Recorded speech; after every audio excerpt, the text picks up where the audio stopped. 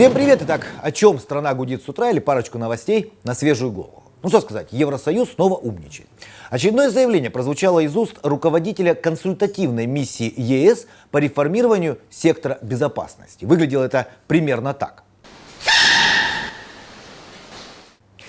Текст был другим, и реакция была, конечно, не совсем такой, но все же. Кабмин как смог изобразил удивление, и было чему. Некий чиновник из ЕС не так давно сказал следующее, цитирую: «Ключевой проблемой, которая мешает принять решение о безвизовом режиме с Украиной, является ненадлежащая борьба с коррупцией в этой стране». Конец цитаты. Опять 25. Сколько можно? Раньше он этого, совсем не замечал. Причем не только он, но и все его начальники. Сейчас как сообщу твоему начальству, что ты знал и бездействовал, тебя транслютируют нахрен. Ясно? А на самом деле мы все-таки паспорта биометрические, такие красивенькие, с чипами и цветными картинками, переливающимися внутри, ввели. Правильно? Ввели. Наши министры на английском заговорили. Правильно, заговорили. Не все, правда, некоторые с собой толмачей возят, чтобы они с нашего иностранного наречия на бусурманское переводили. Это так, мелочи. Главное, все-таки ведь стараемся. Дорогие гости.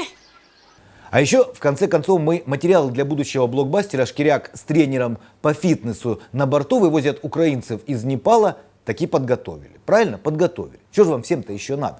Обидно, клянусь, обидно, А еще у нас целое антикоррупционное бюро придумали. Значит, начальника туда назначили, замов ему подобрали, охрану возле здания поставили. Государственный. Это, кстати, президент наш такое поручение дал кому надо в годовщину своей победы на выборах. Хотя, наверное, все-таки действительно имитирую. Но это все-таки лучше, чем ничего. Вон выразили обеспокоенность тем, что Киевский апелляционный суд снял арест, наложенный на имущество Александра Януковича. Почти как Европа с Америкой по поводу конфликта на востоке Украины. Очень обеспокоены. Какое ваше мнение? Мое?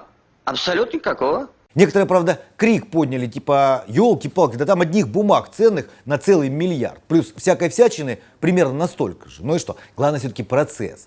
Свежая информация появилась на сайте Генпрокуратуры. Записывайте. По состоянию на 26 мая в рамках следственных действий по факту узурпации бывшим президентом Виктором Януковичем власти уже допрошены 4 судей Конституционного суда. 4, не 2, не 3, а 4.